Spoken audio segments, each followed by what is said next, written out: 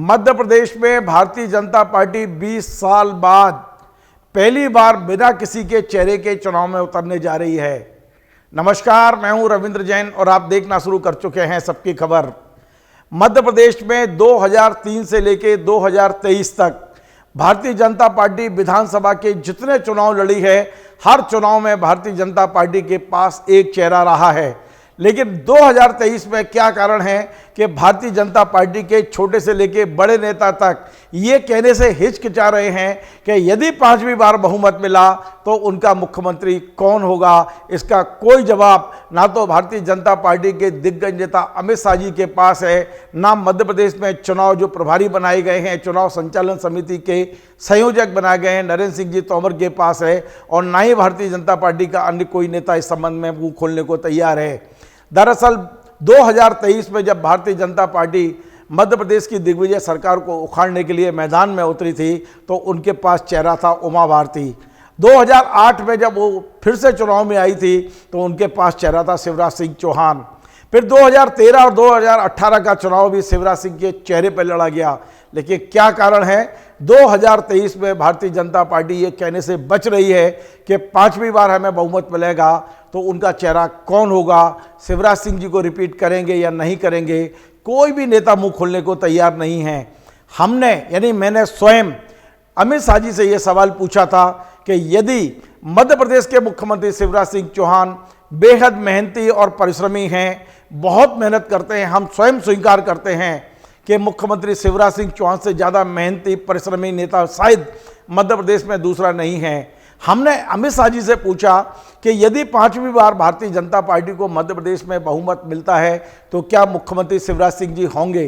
तो हमारे इस सवाल को अमित शाह जी ने इस कदर टाल दिया, इस तरह हवा में उड़ा दिया और उल्टा हमारे ऊपर कह दिया कि भैया पार्टी का काम हमें करने दीजिए। सुनिए अमित शाह जी से हमने क्या पूछा और उन्होंने किस तरह हमारे इस सवाल को टाला है। सुनिए वीडियो।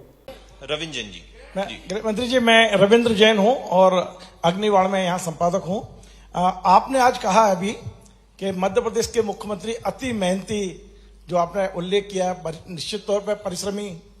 क्या यह सही है कि अगले चुनाव में यदि आपको बहुमत मिलता है तो शिवराज जी ही मुख्यमंत्री रहेंगे?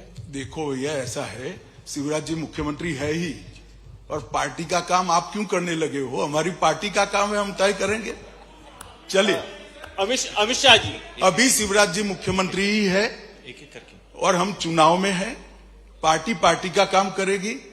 मेरा आप सभी से अनुरोध है कि मोदी जी और शिवराज जी के नेतृत्व में जो कुछ हुआ है कृपया जनता पर पहुंचाइए, तो विकास का एजेंडे पर चुनाव सेट राइट हो, और कांग्रेस भी अपने विकास की बात करती है तो उसको भी पहुंचा। अकेले अमित शाह नहीं, भारतीय जनता पार्टी के मध्य प्रदेश में जो चुनाव संचालन समिति के संयोजक बनाए गए हैं, केंद्रीय मंत्री जो स्वयं मध्य प्रदेश से आते हैं, केंद्र में कृषि मंत्री हैं, लंबे समय से शिवराज जी के निजी दोस्त भी हैं, साथ साथ उन्होंने 4 दशक तक काम किया है, नरेंद्र सिंह जी तोमर।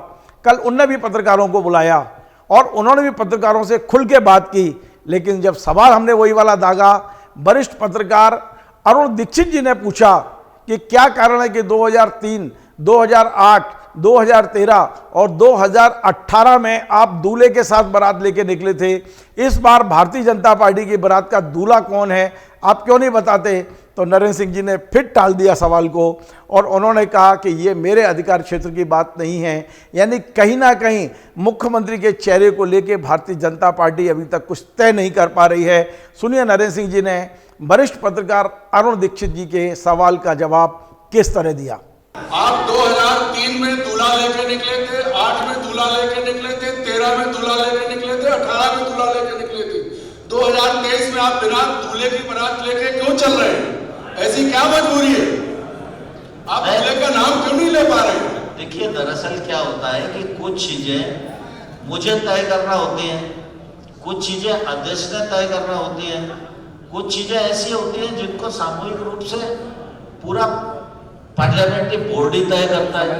अब आप मुझसे जवाब चाहते हो, तो जब तक कोई चीज तय नहीं होती है तब तक कोई भी चीज बोलना उचित नहीं होता है, लेकिन आपको संदेह करने की जरूरत नहीं है। और केवल मुख्यमंत्री के चेहरे की बात नहीं है, यदि लोकप्रियता की बात की जाए तो इस मुद्दे पर भी भारतीय जनता पार्टी के बड़े बड़े नेता बगले झांकने लगते हैं।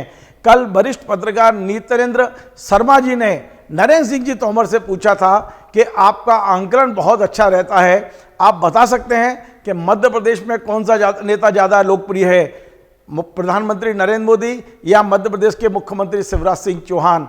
तो सुनिए नरेंद्र सिंह जी ने क्या जवाब दिया। सिर्फ और सिर्फ इतना कहा कि नीतेंद्र जी कुछ बातें निजी बातचीत के लिए छोड़ दीजिए, यानी उनका इशारा किसी और तरफ था, सीधा कोई जवाब नहीं दिया। आपका जमीनी आंकलन बहुत अच्छा माना जाता है।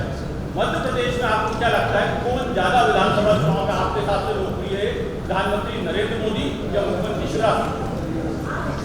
नितिन जी, थोड़ा सा कुछ चीजें अकेले के लिए भी छोड़ दिया। तो पहली बार हो रहा है 20 साल में, 2 दशक में, कि मध्य प्रदेश में भारतीय जनता पार्टी बगैर चेहरे के चुनाव लड़ने जा रही है।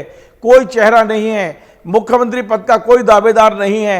ऐसा लगता है कि पहली बार अमित शाह जी ने यह तय कर लिया है कि सारे नेता चुनाव में जुटेंगे और बहुमत मिलने के बाद तय होगा कि किसे दूल्हा बनाना है, किसके सिर पर पगड़ी पहनाना है और किसे मुख्यमंत्री की शपथ दिलाना है। ये सारे निर्णय लगता है चुनाव के बाद होंगे। भारतीय जनता पार्टी का ये नया प्रयोग भारतीय जनता पार्टी के लिए लाभदायक होगा या नुकसान, ये अभी से कहना मुश्किल है। लेकिन लगभग एक बात साफ हो गई है कि मुख्यमंत्री शिवराज सिंह चौहान अगले चुनाव के लिए मध्य प्रदेश भारतीय जनता पार्टी का चेहरा कम से कम नहीं है। मतलब भारतीय जनता पार्टी इस बार शिवराज सिंह जी चौहान के चेहरे पर दांव नहीं लगा रही है। हमारा ये कार्यक्रम आपको पसंद आए, आप इसे शेयर करें, लाइक करें, कमेंट करें और आपसे बार बार निवेदन है हमारे इस चैनल को सब्सक्राइब अवश्य करें। धन्यवाद।